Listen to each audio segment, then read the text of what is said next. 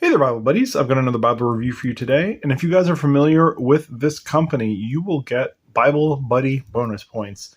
Because I don't think a lot of people even know about this company, let alone are familiar with the Bibles that they produce. But the company is Winston. So again, if you guys are familiar with them, I think maybe I've done one review of a Winston. I think maybe, I can't remember offhand. But if you guys are familiar with Winston Bibles, you will know, number one, they made some really good full-size, like very large Bibles. They made some very good study Bibles, and they made some very nice editions. Like this one, I know I've been saying this recently with the past few of them that I've opened, but this one was a very nice edition when I opened. I was floored. I was like, man, this is such a beautiful Bible.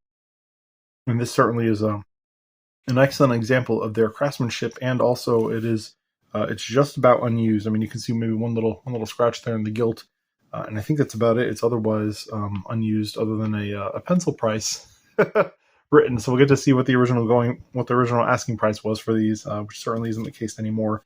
If you guys do happen to see Winston Bibles on eBay, I would definitely recommend picking one up. They really they really never cease to impress me. I do have quite a few of them, not a bunch, not like handfuls and handfuls of them, but I have a few, and they're all very nice. I haven't been disappointed by one.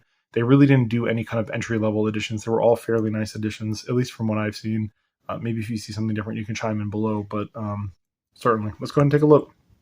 So this is a very fine grain. It's like a genuine leather. So I don't know if this is the natural grain of the leather or what, but it's like an incredibly fine grain. And you can certainly feel it. It's a nice tactile grain, but it's very fine in comparison to everything else we've seen. There's a very nice, deep kind of perimeter line there, nicely tooled around the edge. On the spine, it's very clean presentation. All we have is Holy Bible and then Winston on the very bottom. We have some kind of rib indications there that have been slightly burnished. And there's one, two, three, four, five of them. The perimeter line does continue around to the back. And we have that nice grain, very fine grain continued there. We'll go ahead and take a look at the other external features. We have a yellowed head and tail band. Probably used to be white when it was first produced. We can't tell this Bible's actually been read, which is nice. See the little kind of the markings there in the gilt? That shows that the Bible, the ribbon marker, kind of has been moved throughout the reading. So whoever had this read it and actually took care of it, which is nice that they were able to read it and take care of it. You can see the very nice gold gilt there. I would imagine this is actual gold because there's a very nice luster and sheen. And then you have the ribbon. It's just a single-sided black satin ribbon. The ribbon is probably the weak point of this, but I mean, ribbons can be replaced. We get into the inside, you can see the corner work. It's very nicely done, very tight and consistent there. We do have a genuine leather stamping at the bottom.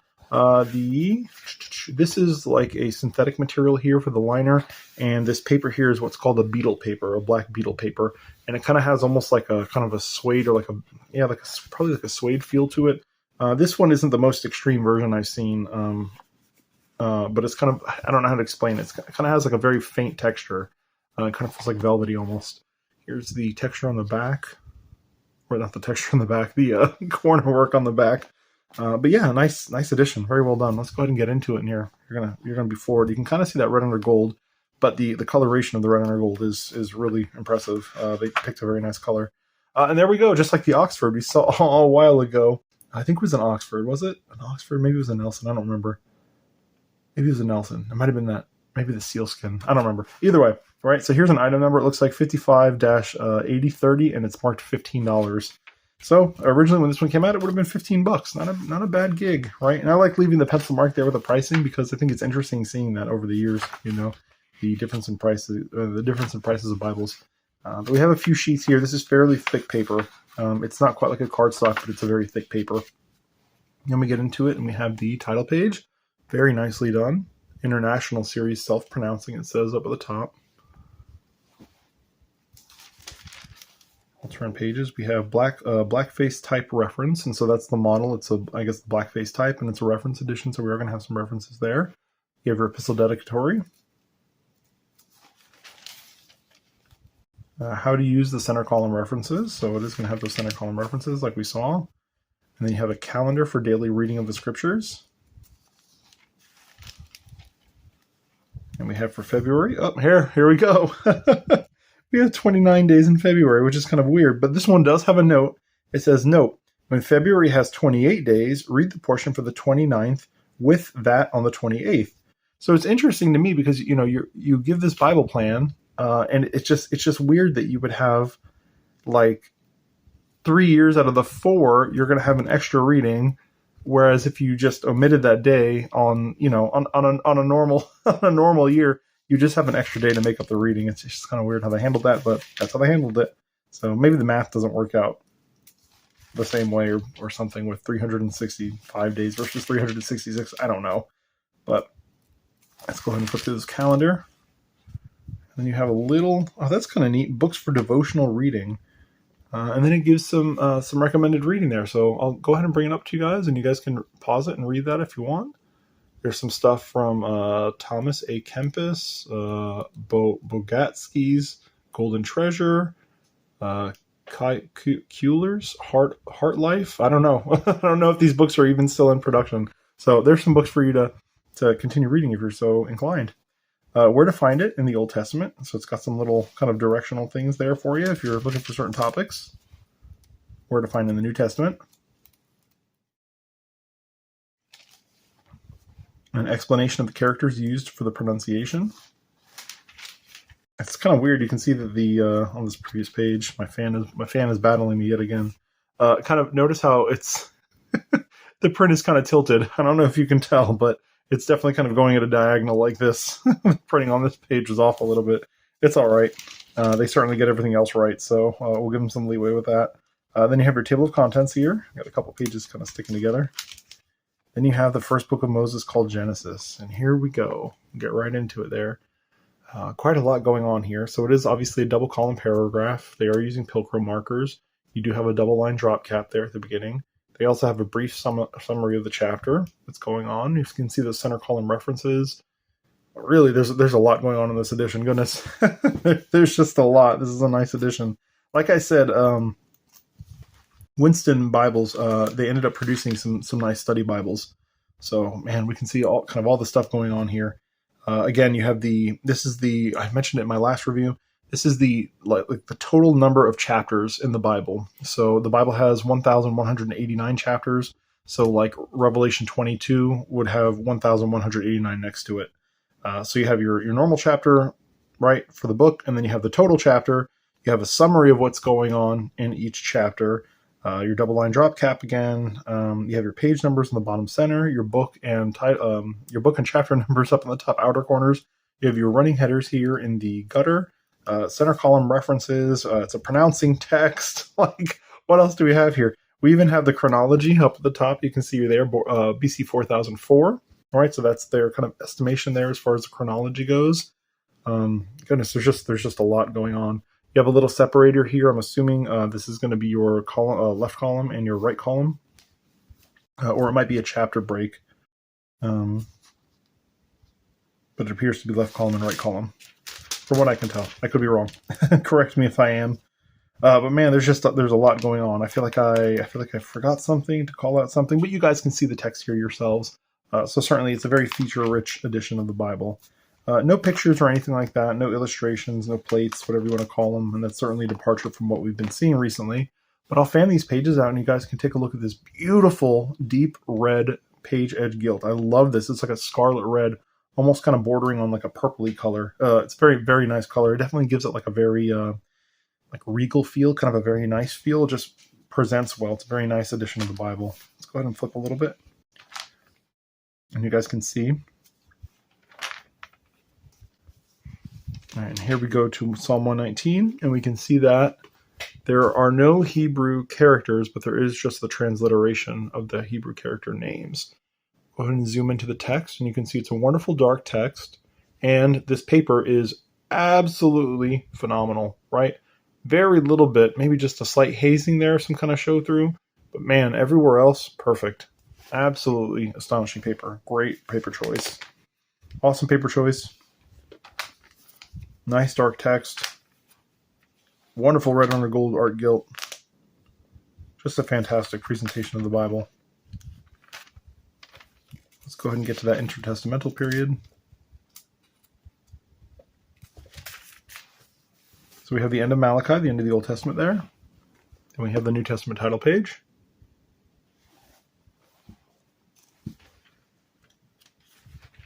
and the Gospel according to St. Matthew. We'll turn a couple pages in and get a good feel for that red letter, and we can see how nice it is. Right, so, what was it? World Bibles really struggled with their coloration, with their selection of the red color. This is quite the opposite. This is a very nice, dark, deep red that Winston uses. Just a spectacular red. I'll go ahead and zoom in. You guys can see it. It's funny because on the camera, it feels like it's not really conveying how nice of a red it is, but it is a very nice, deep, dark red with no show-through still because this paper is phenomenal. So, go ahead and get to the end of the Bible. Man, this is such a nice edition. Sometimes, I feel like, man, maybe I should hold on to it, but then I got to remember, like, how many King James Bibles can I have? It's quite a bit. So, Revelation 22, here we are at the end of the New Testament. You can see there's chapter 22 of Revelation, and it is the 1189th chapter of the Bible. And it gets immediately into the concordance. So there are some examples of it. If you guys want to read some, I'll flip through that because it's usually, the same throughout. It's a nice size concordance, though. Very, very good size. And that seems to be the only thing there is. There's just a very, very substantial concordance, and then it gets right into the maps. These maps look fairly familiar, this sort of pastel coloration. This might be maybe a Collins map that they're using.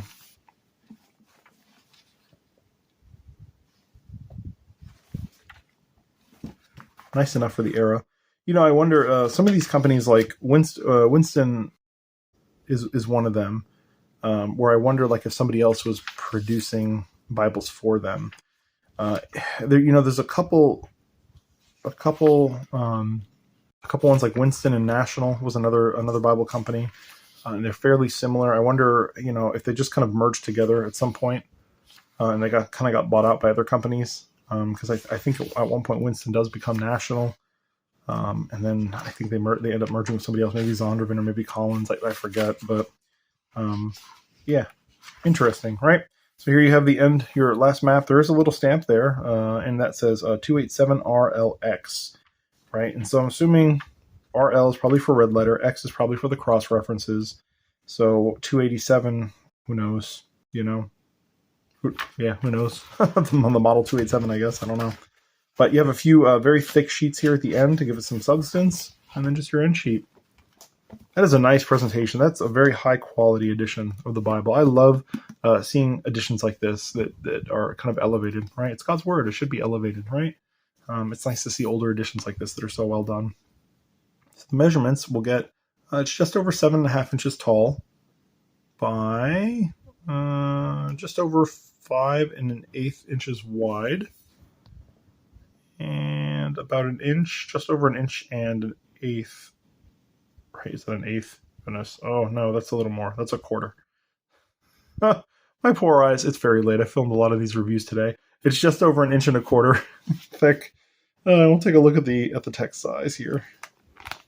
Look at this awesome, beautiful Bible. Love it. So we'll do the uppercase. We'll do the Be and Behold. It's a little smaller than what we've been seeing lately. It's about an 8.5 point font for the uppercase letters.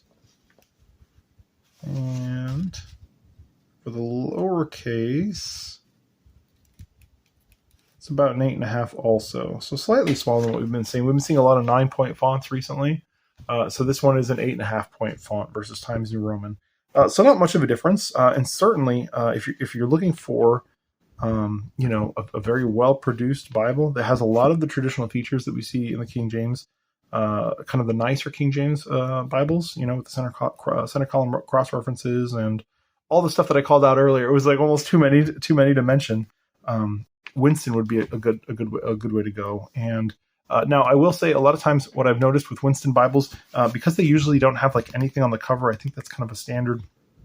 And just the cleaner presentation, I find that I'm always surprised with the actual like size of the Bible when it comes in. So if you guys are on eBay and there's no like dimensions or anything listed, you might want to reach out and make sure, because I've ordered a few Winston Bibles that are like humongous. They're massive. They're like even bigger than a full-size Bible, and I'm like, ooh, pleasantly surprised. So just might be something to consider. Ask about the measurements if you guys are looking for a Winston edition to purchase. Bible buddies, if you have any questions, comments, concerns, any of that kind of stuff, please feel free to leave them down below. If you want to click like, comment, or subscribe, any of that stuff, you know what to do. Whatever. Bible buddies. Until next time. Bye.